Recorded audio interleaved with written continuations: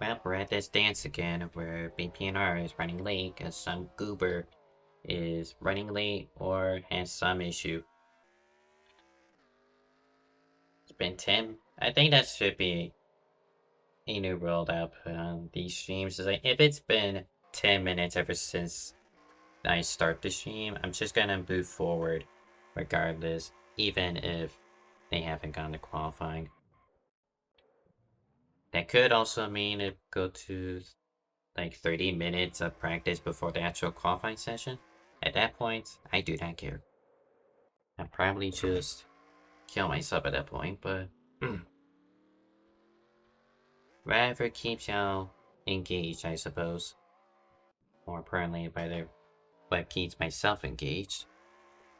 Cause I like the intro music I put on there, but it gets redundant after a while. I do need to update it regardless, but finally we off to qualifying, so give me a couple, Drivers, like a minute or to your two, cars. and we should be at the proper introduction.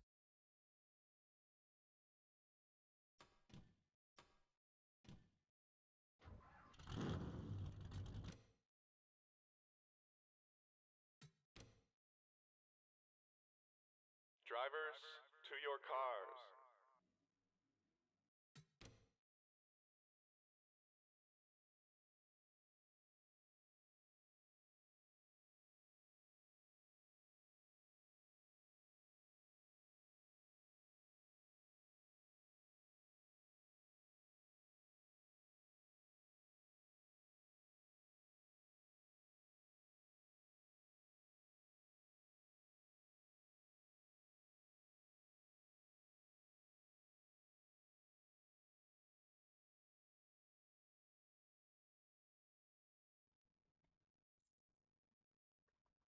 Northeast of the real-life Quebec City in Canada sits the fictional venue of RIki Raceway, the narrowest super speedway NR2003 has to provide. This is BPNR season number 8. We're closing in on the chase, and what better track to keep the championship hopes alive than the RIki Rumble? Whilst qualifying is ongoing, we might as well take a look at the point standings. Dunlop Pratt with a comfy margin, 70 plus lead over Joshua Clements. Landolau in P3, Cole Rodriguez in P4, Daniel Rodriguez in 5th. Then sitting at the bubble, we have Stephen Gibson plus 38. He has pro vote for this race, so he will drop out of this top 10. Ninth place, William Gregory plus 24. Then Jolene Sims is plus 21. William Viola currently holds the first of two wildcards given his two race wins this season. And then the second wildcard coming off his most recent win at Dover. It is Nicholas Bidimlik. So BPNR has had a history here at RIki Raceway. Some good, some meh. But regardless, it should be a great show. Um, It was the site of a moon launch, like someone going to outer space kind of launch. It was, might as well show you it. So, as the field sped down a triangle in season number 6, someone gets hit, something I forgot what exactly led up to it, but Joshua Clements, the number 92, much like nowadays, hits this barrier here and goes skyward. I would have a clip, but one, I can't find it, and two, I was in a bit of a time crunch, so I can't really incorporate that. Got a little under a minute. That is a pole sitter if I've ever seen one. Well, might as well get this set up while we continue waiting. It is the second super speedway of the season, the first one being the season opener, the Daytona 150.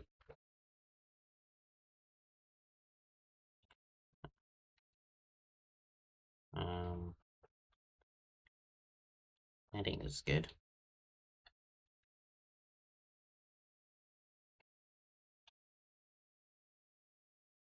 But anyway, 5 seconds left. Looks like no one else is going to set lap in. So it should be Riley Trawick on pole with Joshua Clemens second on the front row. Then it is Cole Rodriguez and Della Pratt in row 2 with Landon Allenbeck and Roman Gonzalez in row 3. Skylar Den and Harry Crawford in row number 4 with Jolene Sims and Jelani Howell in row 5. Cooper Wall and Matt McIntyre in row 6. Daniel Rodriguez and Landon Lyle in P7, or row 7, sorry. Elaine Johnson and Nicholas Bedimlik in row 8.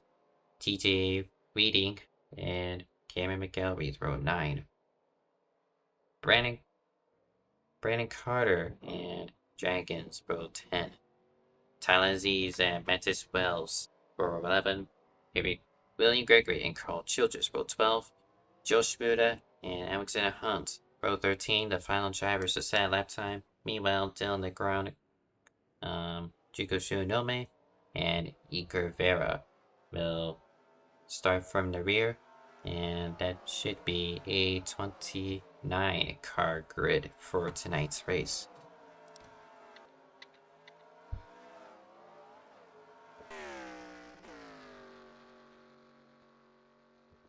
So we got Chase coming up soon. It's around the corner, but after this race, we'll be 2/3 of the way through the regular season.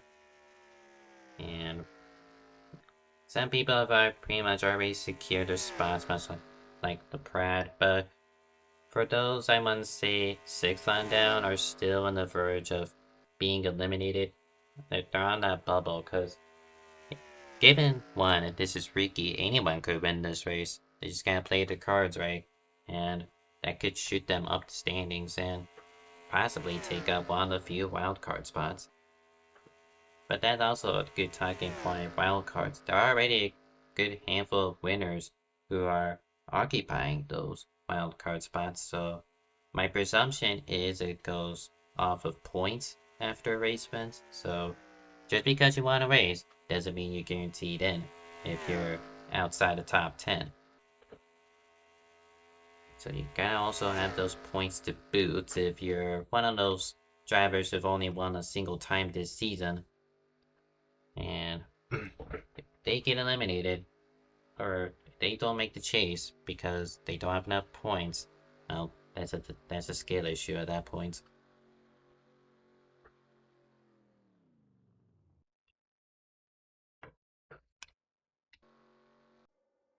And a few notables.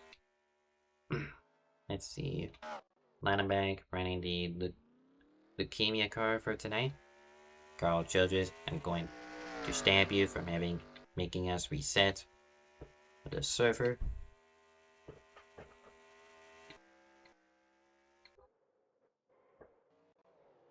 Got Brandon Carter, who should be familiar with this track. He technically made his rookie campaign in BPNR through the holiday season.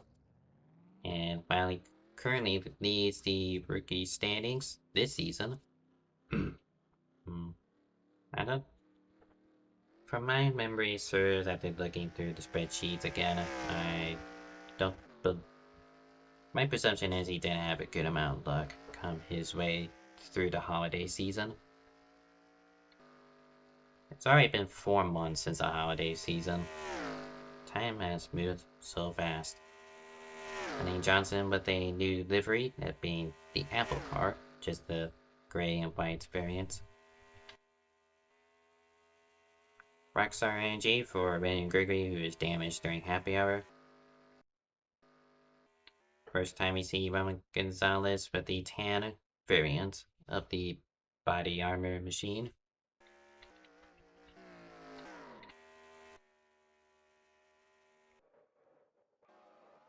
As Harry Crawford gets killed by dragons. Got 5 minutes 40, possibly even shorter, until we get going. So what makes this place really treacherous? Well, there's not a lot of room. This makes Daytona look large in terms of track width. So at best you could only see two lanes form during the actual race, but someone's gonna try to buy the asking pretty much for a death sentence. And any kind of war also may trigger a big one pretty easily. So, yeah, but always, much like any other plague race, stay out of trouble.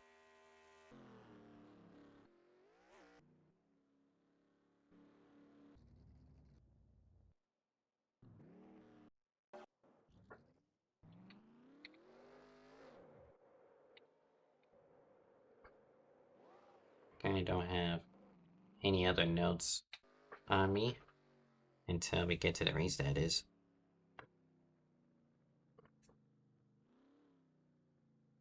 Might as well look at the rest of the schedule. Or, I might as well read it out, rather. Um, so, next Tuesday will be race 9 at Darlington. That should be tricky to handle. Then, May 5th will be Du Quoin State Fairgrounds. That will be the only dirt track on the schedule. And then May 11th will be the All-Star race. It was originally listed as Hector Garcia's choice, but that venue has been picked out. That will be a weird combination at that. These drivers are gonna have to utilize the Hornets EXC, and they'll have to go up and down, down under. That being the good old Mount Panorama. Why does Hector Garcia want us to suffer? I have no idea. But just the day after that will be the penultimate regular season race at Rockingham Speedway.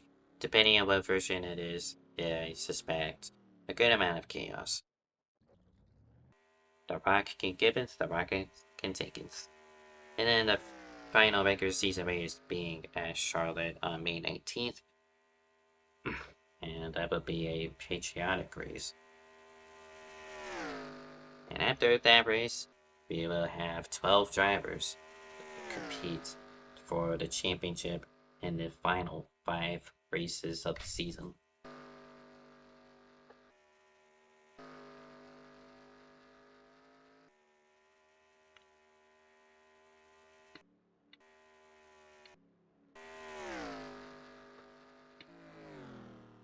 They are still not ready, so 2 minutes and 20. Imagine if happy hour was 2 hours, I would have killed myself. That would defeat the purpose of happy hour.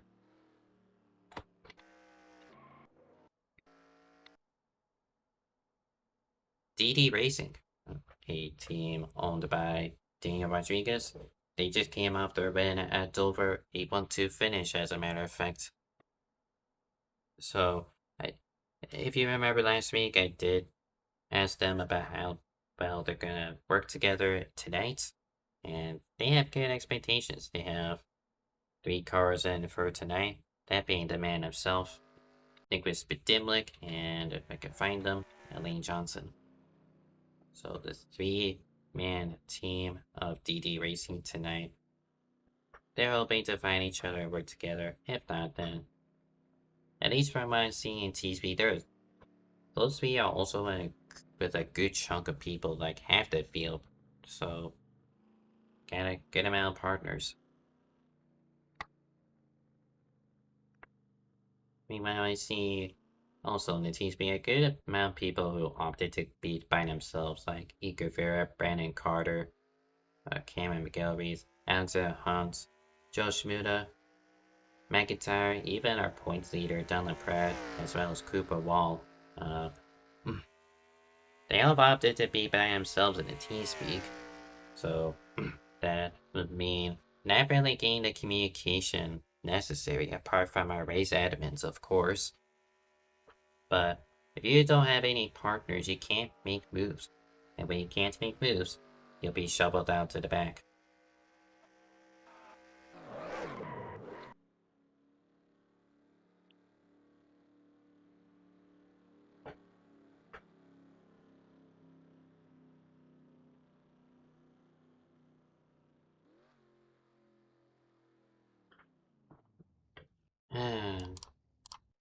still waiting is, well, we only got 5 seconds left in happy hour, so we going to go racing soon regardless. They really needed all 10 minutes of happy hour to go over the driver's meeting.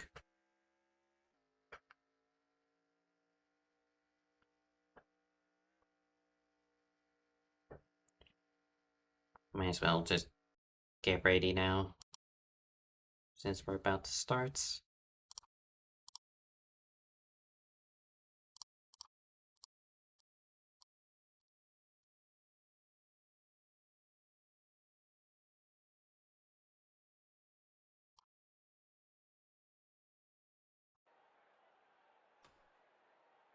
Drivers, to your cars.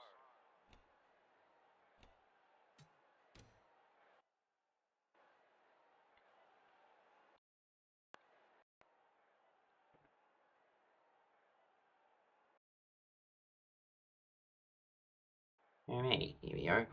Into the race. Gotta wait another 30 seconds for the engines to fire.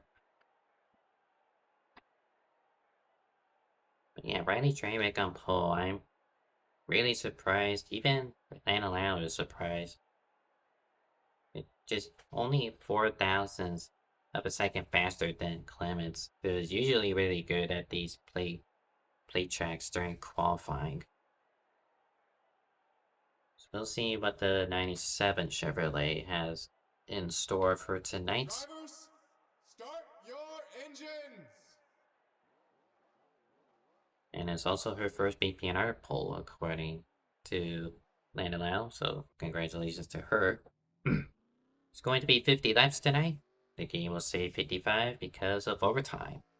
2x square, and it is CTS physics for tonight. So a bit slower speeds, but this will allow runs to generate faster than what cut physics can provide.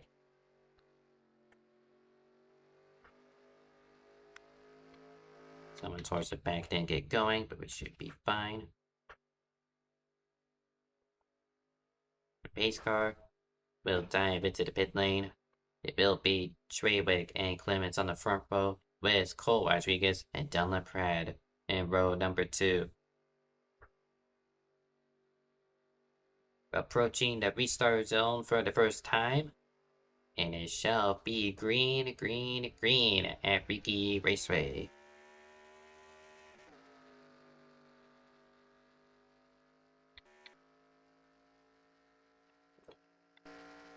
And Ryan Chan might make a good jump. She will be clear of the race lead. And the inside lane's already pretty hooked up. The outside lane, we're pretty disorganized. Third in line, that settled correctly. Roman Gonzalez gonna get split upward, so he'll have to drop that back. That will allow 2 Toyotas of Harry Crawford and Jelani Howell to move up. Riley Chuba trying to block too many lanes at once. She's going to be split down the middle. And I fear that might just end up being an imposter pole sitter. Or we can have a redo. That also works. What did Carl do? Just trying to figure that out before we go. There was already a spin, and then Carl just... That is just such a Carl thing to do. I just don't know why, but he'll find a way to spin in the most bizarre way possible. Especially at these play tracks. So we're gonna get a redo. Because that wreck occurred during the opening lap.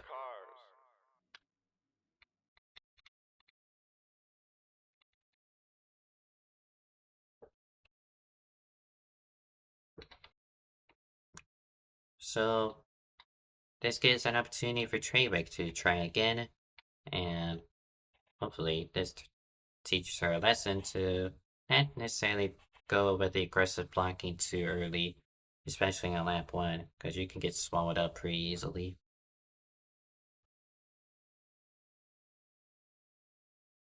And just that's not even mentioning that Clements and Cole Rodriguez, 92 and 91 respectively, they are the ones to look out for on these play tracks.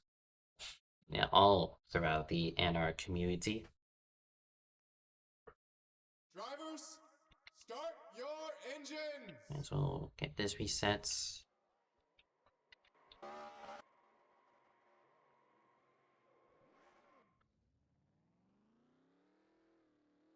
And the cars roll off.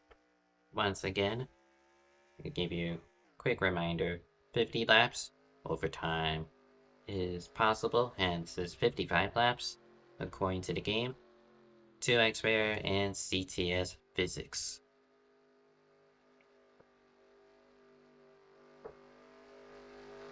It is one of 3 races that get the treatments this season.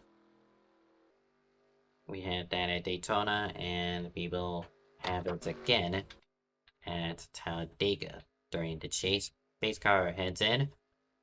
Tries again with Treywick and Clements on the front row. She was able to pounce once. Can she do it again?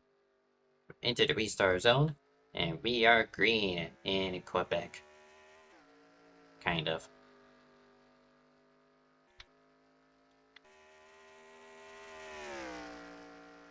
Even start, but still, the inside lane gets hooked up. Cole Rodriguez able to push the 97 clear of the lead. And this time the outside is much better. We got a spin that made Tyler Aziz who saved it, I believe. Wait, good shit. Treywick moves outside. That will allow Cole Rodriguez to take a chance for the lead.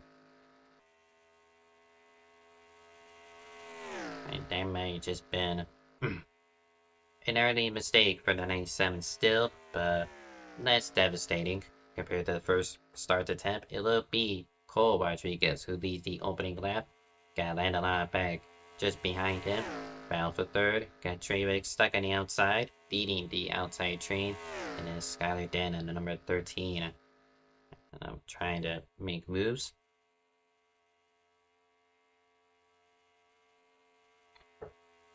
And Tattoos go outside trying to block off the run.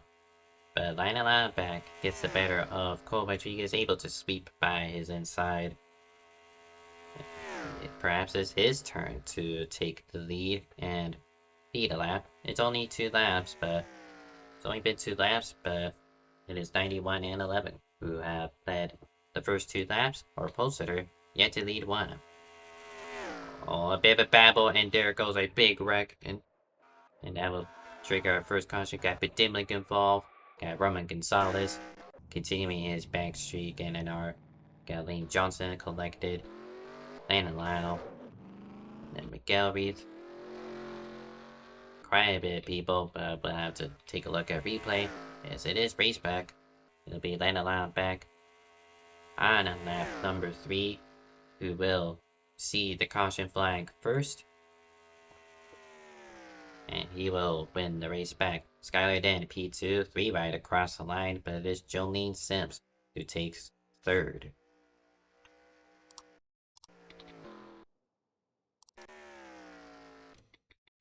Trying to see what happened.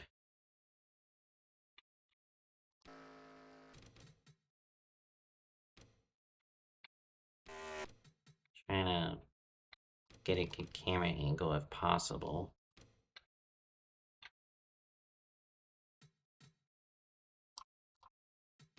So it was 3 wide. That's Bedimlik in the middle. In between Cooper Wall on the bottom, and he signs up first, and that just killed everyone on the outside. And D-Dog involved. 2nd place last week. July Howell, Matt McIntyre. And Josh Muda and William Gregory towards the rear of this collision.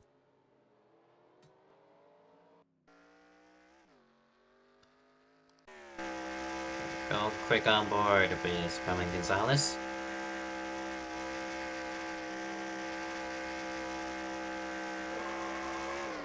Just nothing really he could have done. I'm not able to see it, but he was clipped by Bedimlik. Didn't get too much damage, but gonna have to tug it out to the outside. Convoy with Lane Johnson.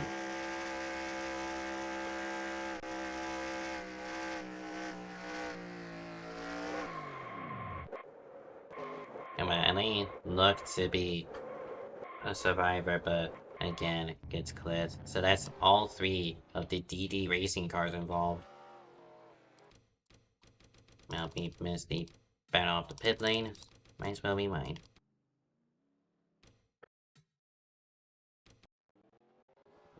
Going to be Lineback who wins off the pit lane. Skylar then second. I believe that was Chaywick third. And another rewind. I do apologize. Yep, it was 97 because pit lane ends at the white line there. So Benny Chaywick lines up third on this restart. Or, well, is the third car out of the pit lane, but does anyone stay out? Only 3 people so far, that being Jolene Sims, Brandon Carter, and TJ Beating.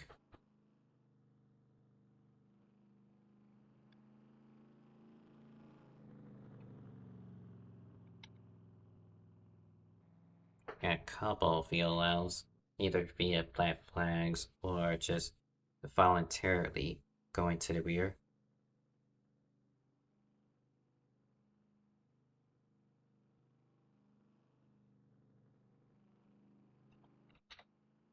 So let's choose cone this time. This not on the front stretch because I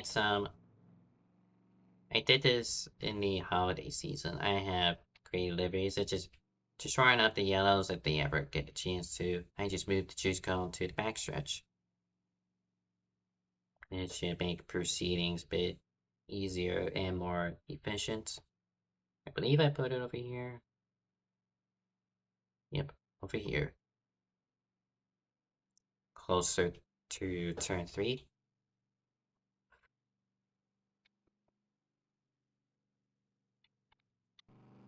Got a couple takers towards the back.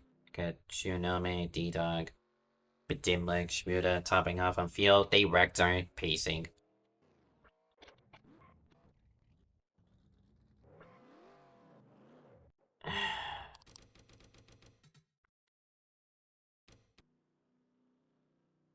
Lane Johnson.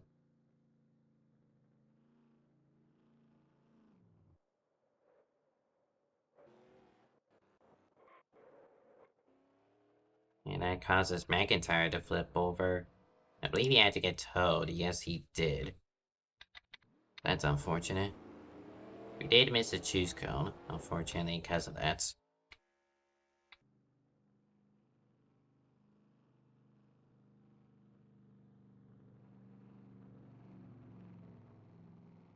And I got 101 of Brandon Carter and TJ Baiting in number 81. Hitting the cone, they'll be to the rear, costs them the track position, and defeats the points of staying out. So that would mean Jolene Sims and land a lot back on the front row for this restart, and we are back on the way. 6 laps complete out of the scheduled 50. Top 4 already getting single file. Trawick thought about going topside to join Dunlap, but doesn't do so.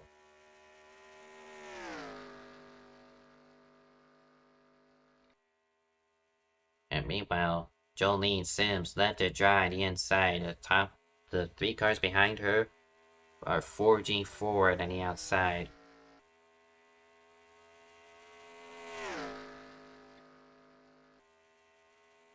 Jolene isn't done. She stays established side by side with second place, and Cole Rodriguez has just gotten to her rear bumper, so she'll provide some assist. Oh, he'll provide some assistance to her. Apologies. Lineback jumps low. And down the pride, I saw thought about making a move to the inside, but couldn't find space. See, nearly a wreck back there. I was a haunted apron. Trying to get settled in, but at a track this narrow is really hard to do so. Dimlick going through the middle. After getting involved in this first caution period.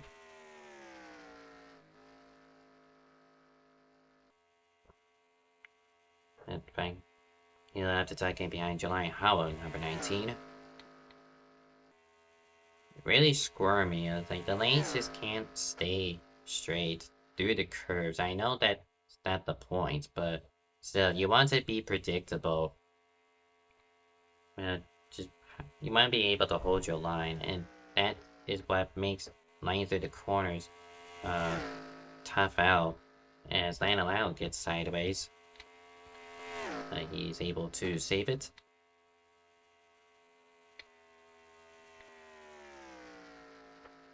Riley Trewick, second in line, yet to lead a lap after winning pole award.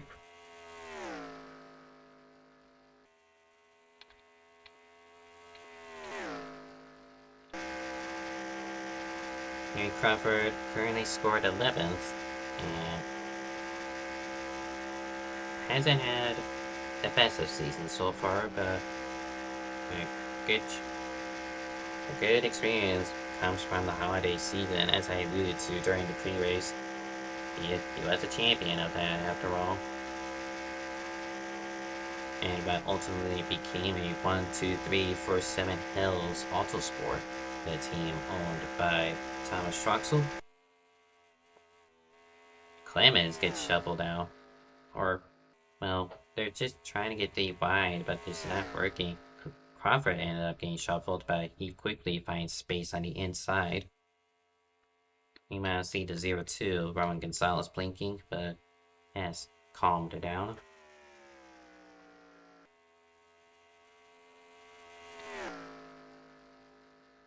Riley Trewick on the outside. And doesn't seem to have any help. He got a lap car up ahead. Matt McIntyre. You're just gonna have to see if these cars will settle down as they approach this lap car. 177 consistently for the 48 car. The field, at least with the race leader, is 10 miles per hour faster.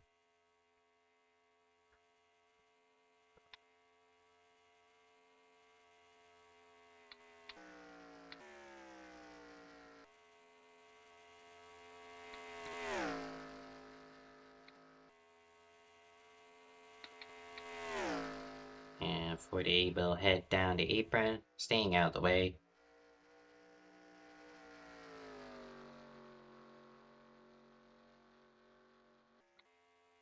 "12 laps complete here at RIki Raceway." This is BPNR season number 8. Don't try 4 wide. Okay, good.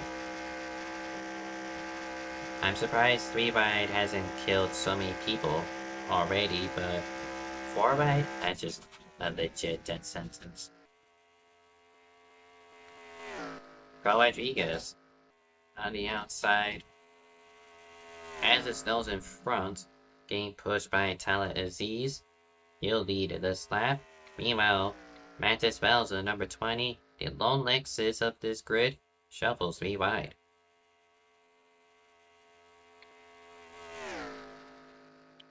Lone Lexus, or is the 50-ish Shimoda Lexus? Actually, I just saw, yeah. So, one of 2 Lexuses in the grid.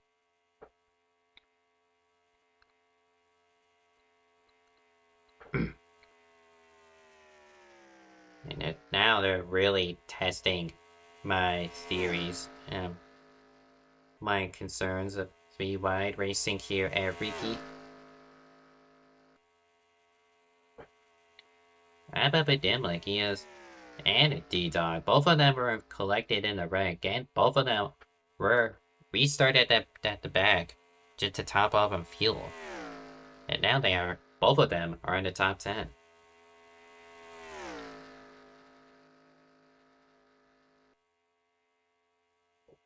But DD Racing trying to defend their points lead in the team standings, and with 2 cars in top 10, that doing them big favors. The 3rd car of Elaine Johnson, where are they actually? They're back there in 25th 4th with rear end damage. So, he got the worst out of it. As Talazis gets spun, he's going to go for a flip. And that will be our second caution, the 14 tumbling.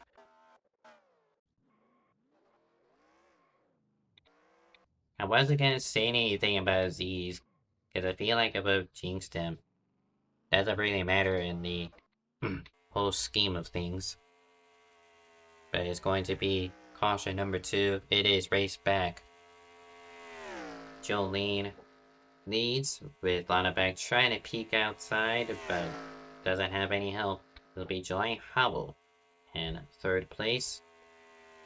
Brandon Carter 4th, and Daniel Rodriguez 5th.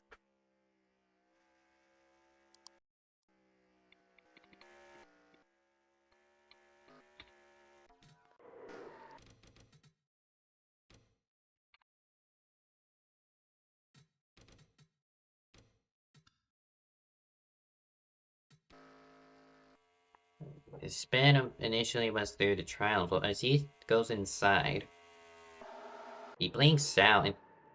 Huh? I don't know if he got bumper grabbed or... I must see his perspective, because he blinked out, and... Well, he just was already spinning by the time he came back to reality. And very strange. See what... who do we want to pick? Let's see what Juko Shiranome had to see. Car number 51 on the inside.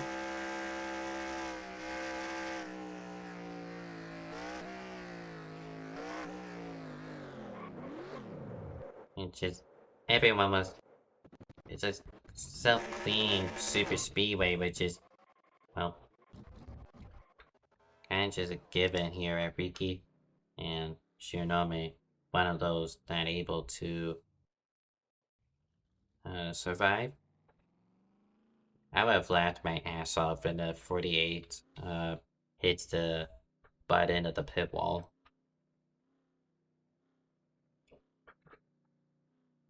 Jolene Sims out of the pit box first, and she'll win the race off the pit lane. Gonna be Daniel Rodriguez in P2. Lineback back in 3rd, Crawford 4th, Jelani Howell in 5th. As they wrecked a wreck back there? Yes, it was, so... I believe it involved Joe Shmuda. Could be wrong, though.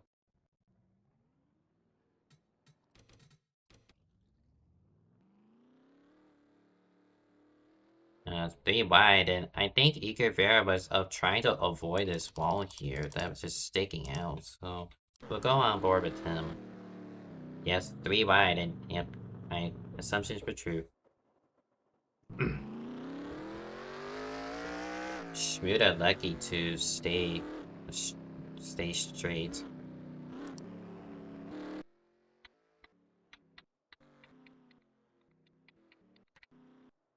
So currently under our second caution of the evening from RIki Raceway, Jolene Sims, race leader with Daniel Rodriguez in P2, Dana Lineback in 3rd, Eric Crawford in 4th, sorry. Johnny Howell 5th, Donna Pratt in 6th, Nicholas Bedimlik in P7, Joshua Clements in P8, Brandon Carter in 9th, and Cole Rodriguez complete your top 10.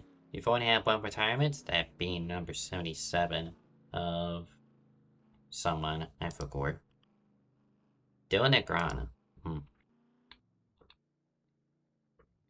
Has it been a race ending damage for the Peugeot driver?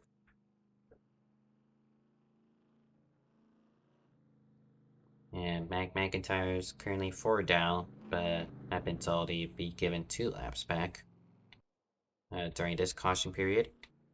Doesn't put him on the lead lap, but the sooner he could get to the lead lap, the better his case will be. And yes, 29 people have started this race. Gonna be at the choose cone here. 02 and 61 cars to the rear for their black flags.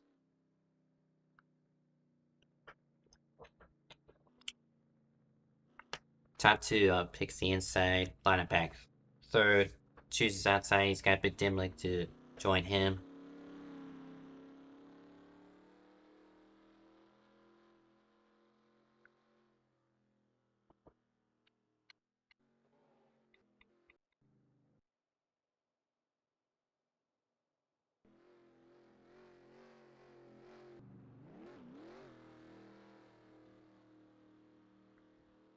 So pace car heads in. Going to be 19 laps complete out of the scheduled 50. It's going to be 6 laps until the stage where halfway points are given out towards the championship. We are back on the way. No caution will come out for the halfway. They'll just continue chugging.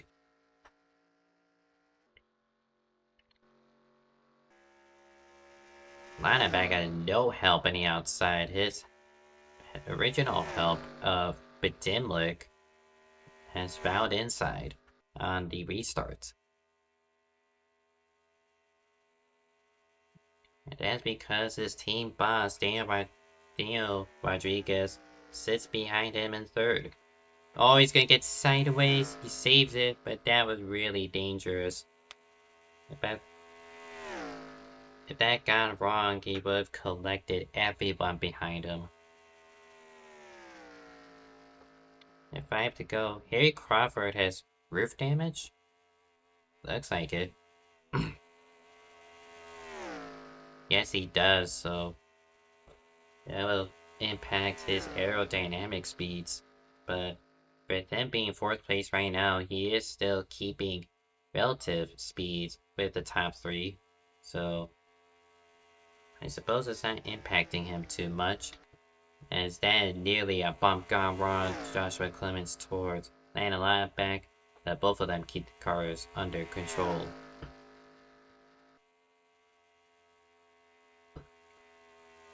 Now the top 5 have single fouled out 6th place of Dunlop Prad looking to join that little club. If they remain single foul, which I highly doubt, this could be your top 5 for the halfway.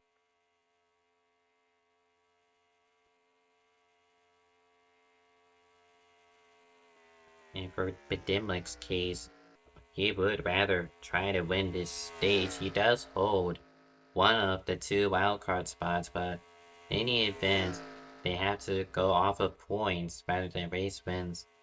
In the event of a tiebreaker, he needs every point possible. Still got 2 laps to formulate a plan with the 65 car and possibly the fellow Toyotas of Perry Crawford and Jelani Howell behind those 2 and trying to win this stage. That is a warping car that was William Gregory in the black and yellow Rockstar Energy Chevrolet.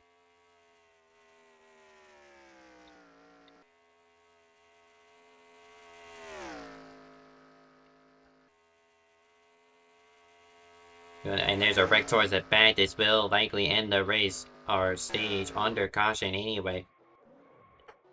There's only reported a single car, but that involves Riley Treywick, our pole sitter.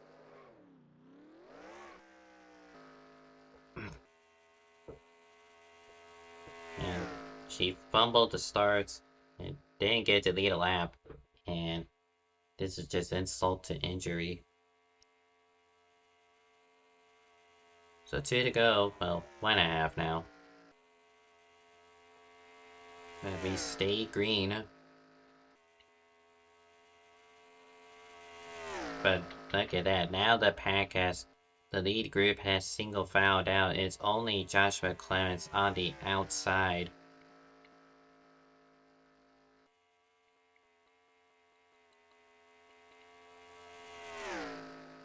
And it's much like the end of the race where they might want to just settle with what they got.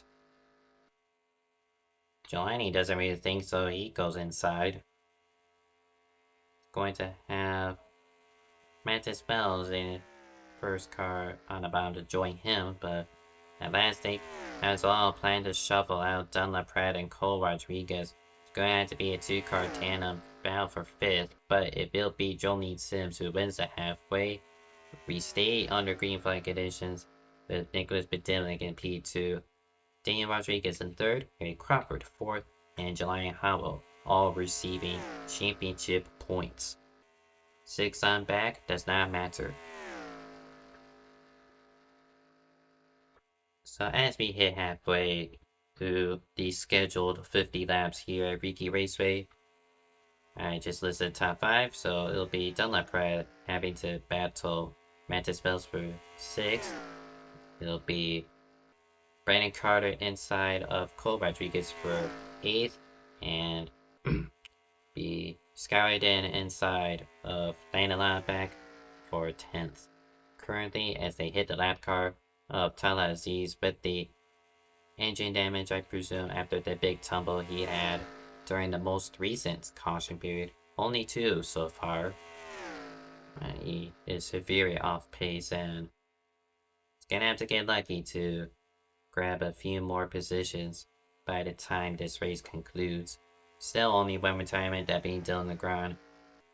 And Tala Aziz is one of 3 lapped cars this race.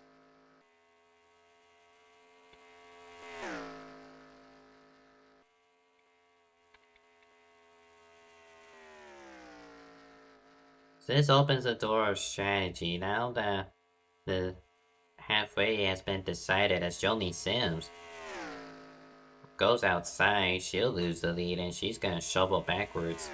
So that will give Nicholas Bedimlik the race lead. My concern is they restarted on lap 20, so it is a one-stop strategy now. You could play it safe and take 1.5 cans, or maybe for some drivers you could take 2 to predict overtime, but if you really want to go gambling, which is a possibility for these drivers, don't be surprised to see someone leak out first, went out the pit lane first, because they have taken only 1 can to get to the scheduled 50 laps.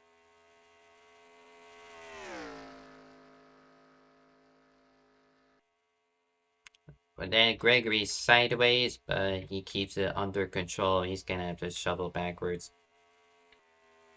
Cole Rodriguez also on the outside as he has to witness Mattis Wells hitting the apron and shuffle outside.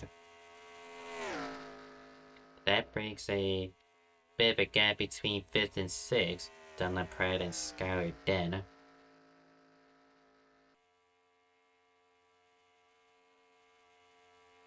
So assuming my math is right, again we restart on lap 20.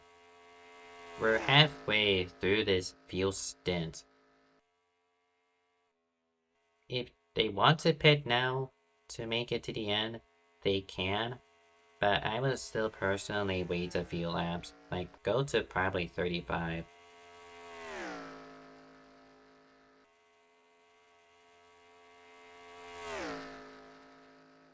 And Dunlap Pratt not happy with Jelani Howell with the blocking he had done for 4th place.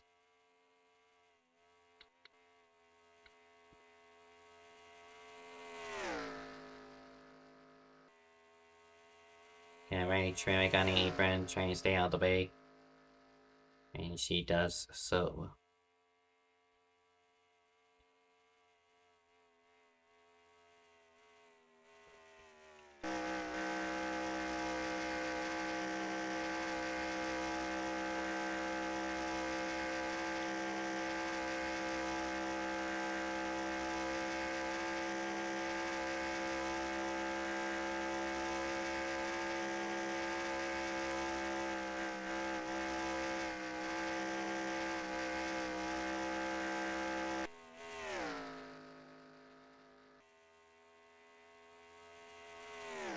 Currently 31 laps complete of the scheduled 50 year BPNR. It has gone to a single file train with Nicholas Bedimlik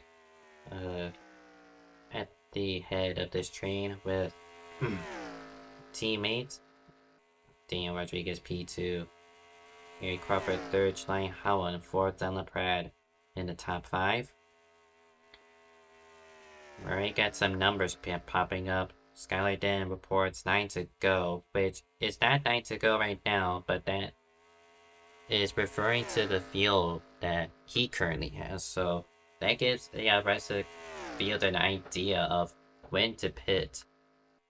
Again, I could presume pit stops as early as laps 35, just to get them out of the way as soon as you can without running out of fuel.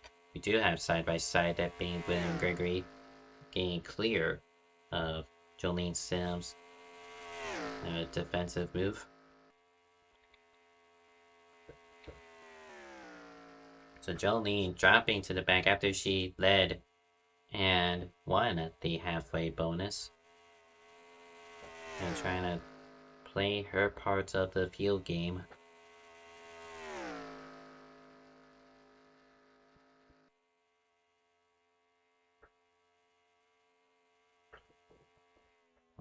Excuse me.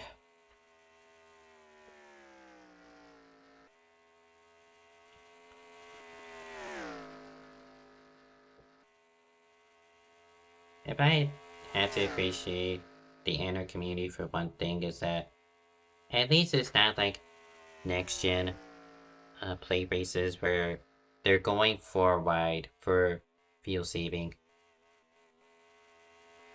And they're probably thinking, oh, we got 4 wide racing back. Well, I like to disagree, because there are 2 different ideas between 4 wide in 2024 versus 2012. 2024, throughout stage 1 and 2, they were fuel saving. Why were they 4 wide in 2012? They were racing for the win. It was an overtime restart. It's why, until we actually see it for a race win, there isn't really 4 wide racing in the next gen era. Hence why we're just stuck with side-by-side and 2x2 rows of columns through the finishes. Rarely do we get 3 wide, but that's just my 2 cents on the matter. 15 to go. And there's a bit of shuffling going towards the outside of top 10. And that's really more just trying to find train position to get themselves in preparation for pit stops, as we do have a few takers. Skylar Den leads with Jolene Sims and Lila Lau. Only a 3-car train into the pit lane. That will not help them in the long term, unless they get lucky. And to my point, it was lap 36 into 37, so this is the earliest you could pit without running out of fuel, and a good chance to survive through overtime in the event it does occur. But with that, those 3 tipped off the cycle. We will expect the rest of the field to do so. If they go beyond lap 40, I'll be amazed.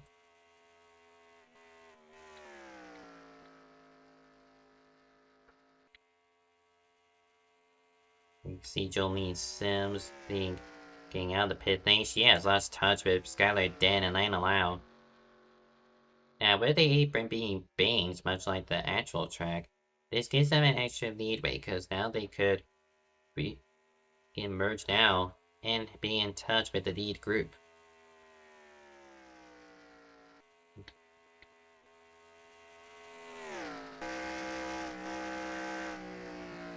A little bit of check up. They're trying to find pit stops, and there goes majority of the field.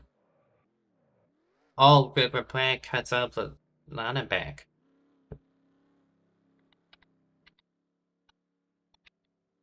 But thankfully, neither of them wrecked. And there goes the second group. They're going to continue.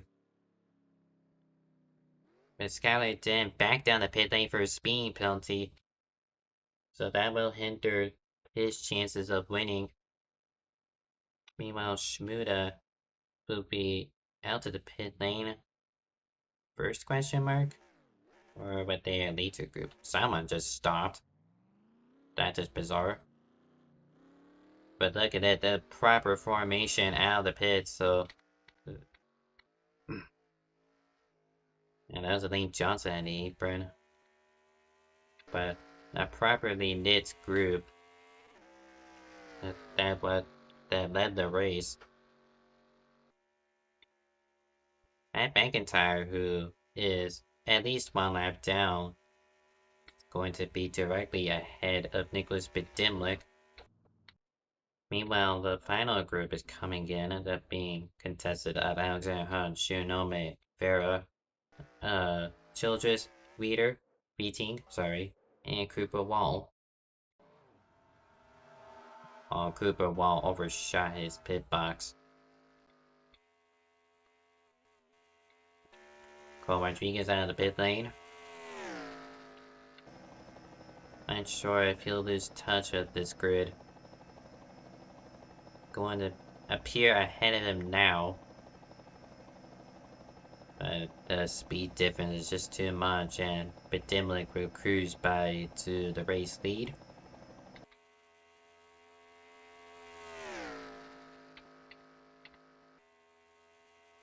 Biggest loser, I want to say, who didn't have a black flag, is probably D-Dog. He entered second place, but is now dropped to 8th, according to the scoring.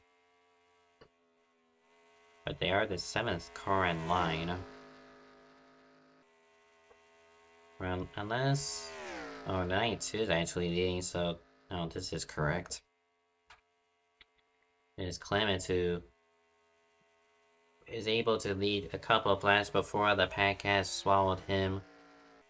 But he remains tough. He has the inside. Only 2 cars on the outside. Got lineup back and Wells, as well as Joe Schmuda going a lap down.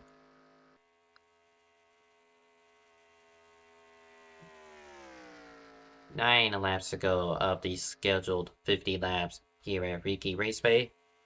Joshua Clements takes the race lead after pit stop side by side for second between Bedimlik and Lonnebeck. And side by side now, well, sorry, Lonnebeck loses touch and will have to drop to battle for 4th. LaPrade gets through for 3rd, Crawford in 4th, Lonnebeck in 5th, D-Dog in 6th, Mantis Bells in 7th, William Gregory in 8th, Cole Rodriguez in 9th, and Brandon Carter currently likely going to get scored within the top 10. Yes, sir. One retirement, that being Dylan Negron. Well, 2 DNFs that just came through is Elaine Johnson. And 4 lap cars. So 23 cars are still on the lead lap. Cooper Ball is the last car on the lead lap, 23rd.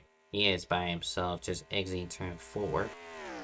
So just a matter of time before they catch him.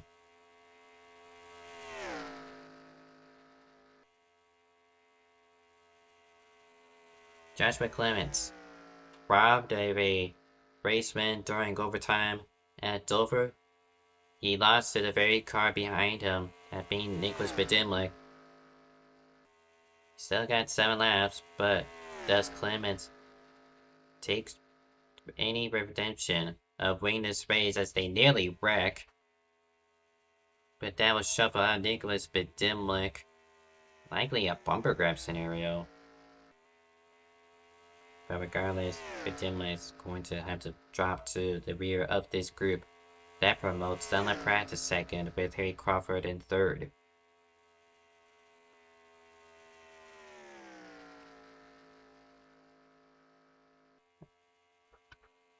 And like I mentioned in the pre-race, Dunlap Pratt is by himself in TeamSpeak, so he has no communications and doesn't have any partners to work with. But it doesn't mean it's all lost hope for the number 3 car. He's gonna have to trust that Harry Crawford goes with him. And maybe Daniel Rodriguez to make the odds against the 92 less manageable for him to handle. 5 to go.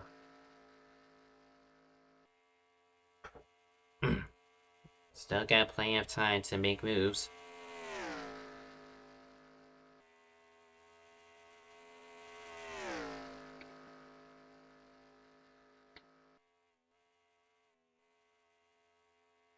It's just a single foul chain. We've seen this all throughout NR community, and it might be a game of chicken, but that's just unfortunately a part of racing. Just if you can't make moves, just sell it with what you got.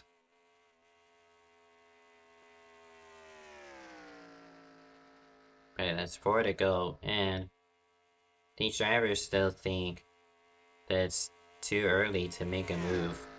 Gotta wait until 2, maybe even 3 to go. And that opportunity will come in a minute or two's time.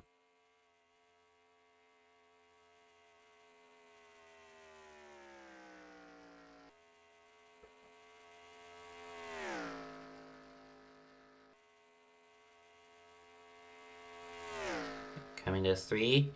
Maybe Crawford's peeking outside. He wants to go.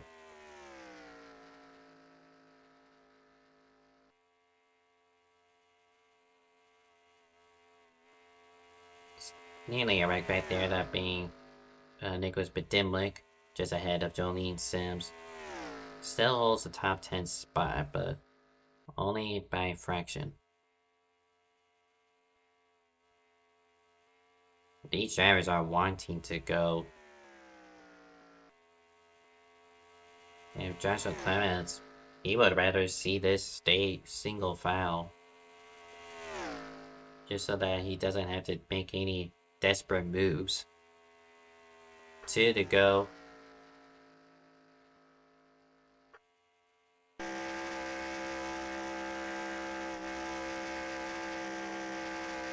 Crawford peeking. I think he's going for it. Yep, the Toyotas are going to go for him. Dunlop Pratt being a lone Chevrolet within the top 6. Now it is the Toyotas who will take advantage of this.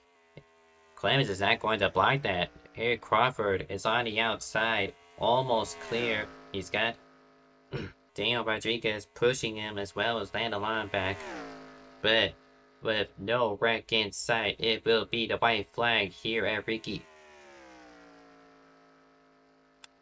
Gonna be side by side. Now the lanes have evened out. This is what Joshua Clemens had preparation for, but here Crawford's going to get net coated, and that will trigger a wreck. It's going to be side by side down the backstretch. Dunlop Pratt, 3 cars versus 2. Daniel Rodriguez not going to push the 92.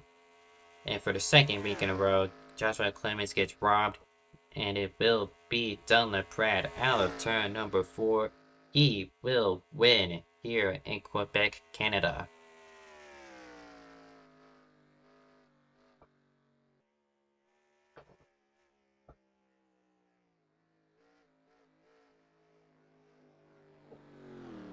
It's win number 3 of the season for our points leader, Dunlop Pratt.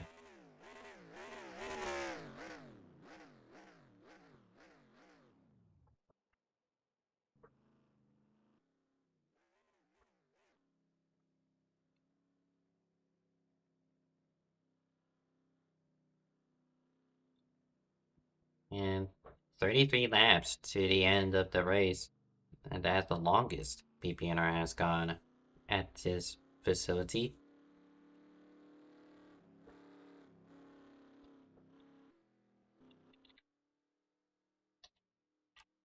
It is all LaPrade.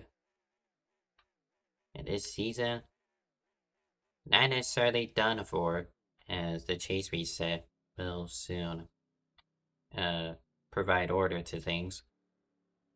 But if this were a full season, it will be, it might just be done for, unless Don LaPrade chooses not to show up. It doesn't seem like LaPrade wants to burn out this time. He's gonna go straight to victory lane.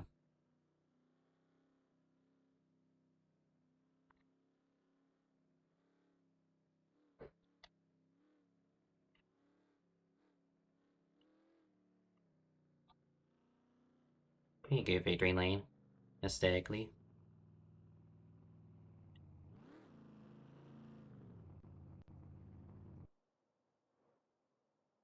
NASCAR Canada. And that's about that.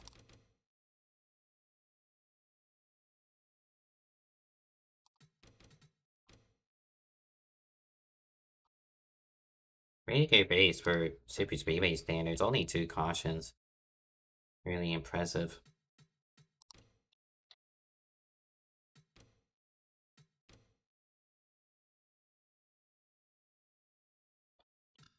I'm gonna have to rewind because these goobers did not save. Well, the order's messed up. That's what I'm trying to say here. So it's going to be Dylan Pratt who wins. It'll be Cole Rodriguez in P2, according to this. Lana Laback in third. Daniel Rodriguez in fourth. Fellow teammates Nicholas Bidimlik in fifth. Joshua Clemens in P6. July Howell in seventh. Jolene Sims in eighth. Mattis Bells in ninth. And Harry Crawford completes top 10. Really sucked for him too. Like he had the right idea, make a move on two to go, and was side by side on the white flag, but unfortunately netcode took him out of the running. Lanalao P11 with Raymond Gregory in 12th. Dragons in 13th. Brandon Carter in 14th. Cameron McElrea's 15th. Skylar Den in 16th. Juko Shironome P17. Iker Ferrer 18th. Carl Childress in 19th. And Roman Gonzalez completes the top 20. Sorry. Alexander Hunt's 21st, TJ Beating 22nd, and the final car to finish on the lead lap. In his Cooper Wall, Joe Shibuda, Riley Trawick, after winning pole, unfortunately becomes an imposter pole sitter, not leading a single lap tonight. She finishes 25th, and it is Matt McIntyre 26th, Tyler Aziz 27th, Sam with bearable. To trigger our second caution. Lane Johnson 28th, and Dylan Legrand 29th, and last place.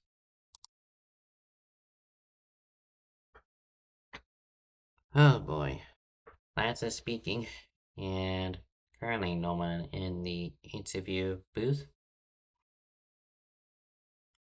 So unless someone joins in within the next few seconds, might as well wrap up. Coming up, got tomorrow BPNR D2 with the companion race here at RIki. That'll be streamed tomorrow. Thursday, CCRS heads to Barber. I also said Barber stupid. Barber Motorsports Park. That'll be at 8:25 on Thursday. Friday, Budweiser is off, so I guess I could drop by on Cheese Food Media for normal action at Iowa. That'll be covered at 10 p.m. And later that night, X6 heads to Tri-County Speedway, the fast little short track. We do have people. I don't get to be alone. Let's move in our race winner. User When's a was win? moved to your channel. Dunlap Prad, do you got me? Yep, I do. Well, talk about a chaotic final two laps. You were looking to push Clemens to a race win, but the seas parted and you ended up in victory lane. Yeah, and I had no business to win that race if I'm being blunt about it. I was committed to push him to the win. If I could just survive by pushing him to the win, then I'll take that as a good point stay for me. But to be able to get this win, it was not on my radar for sure. I mean, I knew that it was going to be a very hectic, 50 lap race of RIki. I think the difference between this race and last season's race here for me was that I stayed in the back last season, and that I put myself in some very vulnerable spots. I got involved in like nearly all the wrecks. And tonight I did not get involved in any. I had several close calls that should have been wrecked out. and probably be one of the Cats fans with how crazy it was. But luckily, I survived, and that was a good green flag run. I really thoroughly enjoyed that. Just hated how that finish ended. I wish that it would have been a different outcome.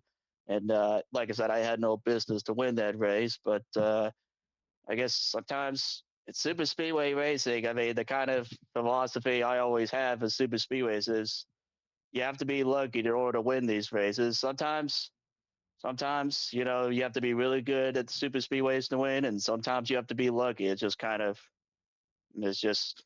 the ugly nature of super speedway racing. Well, that does help your points lead. Not that there was any much of a challenge from Clemens anyway. Is this now the time where you can settle down and just cruise on out until the chase?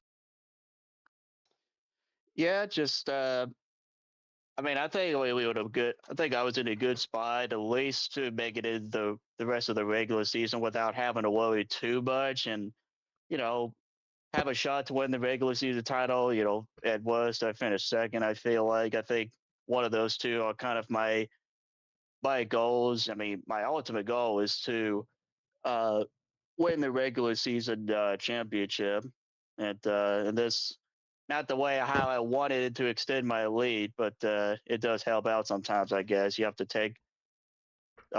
sometimes you have to take the good from the bad. So, Well, congratulations on your third race win this season at BPNR.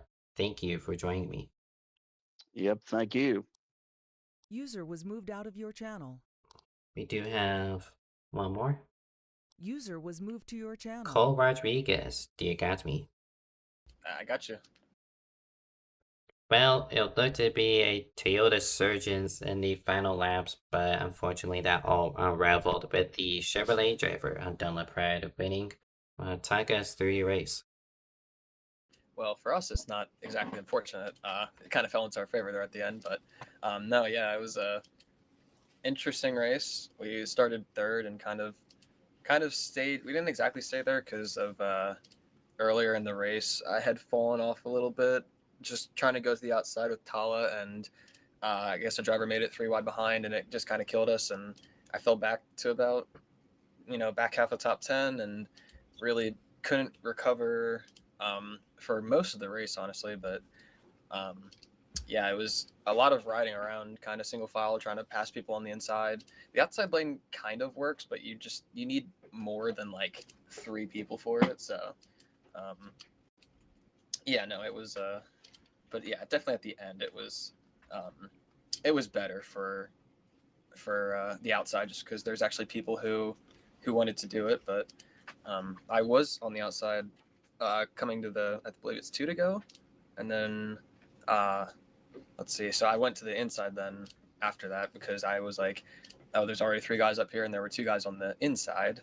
So I just decided to go to the inside and make it 3x3, and then that's when the wreck kind of happened, and I was behind Dunn and was able to just kind of stay behind him and pick up the second as he went up for the win, because I didn't really have much help from Lawton back from behind, but obviously not his fault. He didn't have any momentum, but just, yeah, crazy race, but I'm happy, honestly, to get out of there with P2. Well, currently you are pretty comfy above the cut line. How about next Tuesday we go to Darlington? Any expectations for that? Ooh, that'll be fun. I did not know we were going there, but yeah, I'm not sure which version we're driving. I've recently driven the original Cup Gnarl Darlington race, which I obviously have experience there. I mean, I have experience everywhere pretty much, but even if we do go to like a newer version of Darlington, we've raced IFAR there a lot, so I would say it's a pretty fun track. It's a driver's track, and I'm definitely looking forward to it, whichever version it is. Well, congratulations on your runner-up finish tonight. Thank you for joining me. All right, thank you. Appreciate it. You have a good night. User was moved out of your channel. And that will conclude interviews unless someone pops in within 10 seconds. Next Tuesday, as I alluded to just now, Darlington, the Lady in Black. That would be next Tuesday, April 28th, at the usual time. And like I mentioned, tomorrow will be BPNR, the companion race D2. So until tomorrow,